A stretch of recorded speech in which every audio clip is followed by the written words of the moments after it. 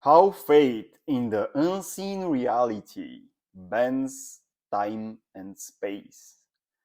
Welcome, my friends, to another Neville Goddard contemplation in which we will try to understand what faith is and how to cultivate that faith by contemplating on some of Neville Goddard's teaching and how to practically apply them in our life to maintain the feeling of our wish fulfilled with ease. So, if Neville Goddard's teaching is something that you are practicing for a while, well, stay with me until the end of the video because you might as well get a greater understanding of what faith is and how you can use everyday circumstances and appearances to cultivate greater faith in your desire already being fulfilled.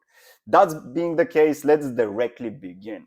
So, first of all, I want to begin with sharing two statements that Neville shares in many of his books. The first of one being that consciousness is the one and only reality, meaning that everything that ever happened, everything that is ever going to happen, and everything that you're experiencing now, you are being conscious of. There needs to be consciousness in the background of your experience for that experience to even unfold itself, to appear. It appears to consciousness. That's why consciousness is the one and only reality. Now, why is that so freeing to understand? Like, why it gives so much like white feelings when we accept it as a fact, and how it's connected to faith. Let me now come to the second quote I want to contemplate, which is basically that reality is already complete. This is again something that Neville states.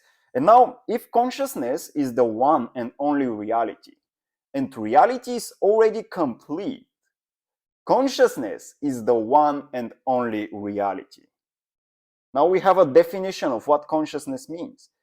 Like, consciousness needs to be there for you to experience anything that is real. Any appearance, any experience, it's a state of consciousness. Consciousness is the perceiver of that state. And since consciousness is the one and only reality, this means that reality is complete. Meaning that every state that appears to who? To consciousness. Every state is complete within itself. So there isn't a sequence of events that pass and that your desire goes through until it realizes itself.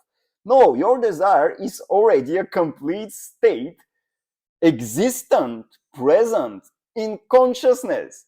That's why signs always follow, they do not proceed. Signs and like your manifestation, what you want to experience in your life, all the appearances that your current reality will go through, the process it will pass through, the timeline it will go through, it doesn't matter what it is, because whatever that timeline is, whatever that sequence of events that needs to happen until your desire is already being fulfilled, it doesn't matter because reality is already complete. And since consciousness is the one and only reality, meaning that the state of your desire being fulfilled is already here, real. You have the freedom to just choose it, to just like in the click of a finger, I am being my ideal self. I am being the significance I would experience if my desire came true. I am the love that I would experience if the relationship with my specific person like went how I wanted to go. I am already experiencing the fulfillment and gratitude of getting that job, that dream job, for example. The state. I'll repeat that again. I know I'm repeating myself, but it's so crucial to like accept this fact. And in a while, I also like connect it to faith. So reality, consciousness is the one and only reality. Every state appears to consciousness. Reality is complete. It is complete for the reason that every state is is like completely disconnected from any other state, meaning that the state of your desire already being fulfilled is existent here now. You can choose to experience it in consciousness now.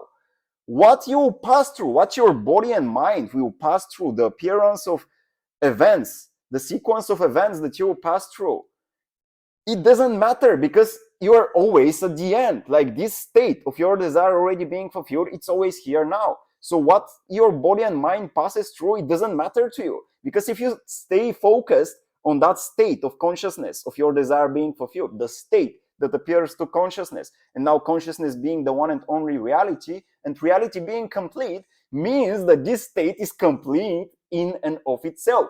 There is anything else you need to do to prove that you're worthy of that state. It is here, it is now, it's your choice. Does it make sense? And so whatever happens on the outside, in the circumstantial reality, it's not your responsibility. If you're applying the law of assumption, the way Neville teaches it, it doesn't matter. What matters is that you stay focused at the end and you think from that end. Think four-dimensionally, which is maybe a topic for another video, but this is what it means. And so now, this is what it means to have faith. Acceptance of those two statements, consciousness being the one and only reality, and reality is already complete. Every state is contained, self-contained. It's like your desire, here is one quote, another quote. Your desires contain within them the plan of their self-expression. This is what it means for reality to be complete. Like every reality, every parallel reality you could experience is a different state. And that state contains within itself the plan of its self-expression. You do not have to think about the how. It's not your responsibility. Your responsibility is to maintain your attention on the end. So your desires contain within them the plan of their self-expression. So leave all judgment out of the picture and rise in consciousness to the level of your desire and make yourself one with it by claiming it to be so now. Now. Reality is complete, my friend. Now you have the freedom to choose the state you want to experience. So what is it? What is it? Comment down below. Let me know what is the state you would want to experience. Currently for myself, I'm assuming those two states. One of them is significance. The significance that I would experience as a natural effect of my business growing to the level I want it to. And the other state is the curiosity, the contribution of curiosity, the contribution of serving people, the state of curiosity about their inner truth. This is connected to events I'm organizing and just starting to host in the place I live in. So I know that when I organize these events and if they happen with consistency, this is the state I will experience. And so by accepting that state in consciousness and maintaining it, playing with it, let it just flow, I am doing spontaneously all the actions that I do not have to think about. I don't have to know how I will do it and when I will do it. If I just maintain that state, they happen spontaneously. And so I shoot a video, I message somebody, but I don't think about it. It happens from the state, from the end. So have faith in the unseen claim until conviction is born within you that it is so.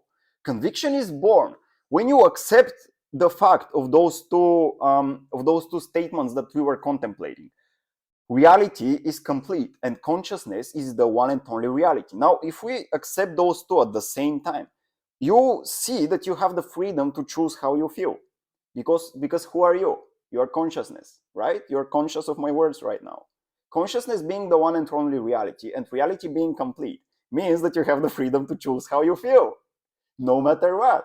And so by maintaining that state, you can maintain that state. You can have faith in the unseen state of your desire being fulfilled until conviction is born. And that faith is what bridges time and space. Faith is the conviction in that state. So another definition of faith. Faith is the substance of things hoped for and the evidence of things not yet seen.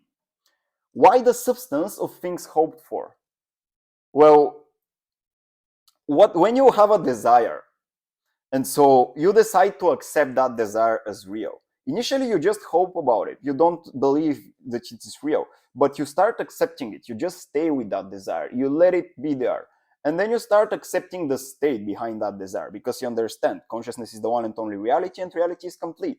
And so you accept the state behind of that desire. By doing so, faith is born. Since you are now not hoping of the desire, you are being convinced that you're experiencing right here in the now, in your consciousness. And consciousness is complete. Consciousness is the one and only reality, and reality is complete. So this state is complete in and of itself.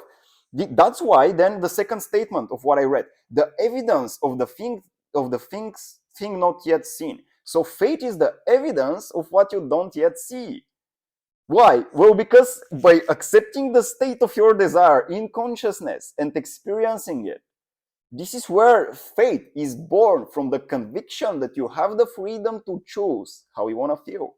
And that freedom to choose how you want to feel is everything, my friend. Again, your desire contains within them the plans of their self-expression. You don't have to think of the how, and you don't have to think of the when. You can only think of the what. That's all. Like, if you practice the wall of assumption, this is all that you are about. Think of the what. This is everything. Like, what is it that you experience?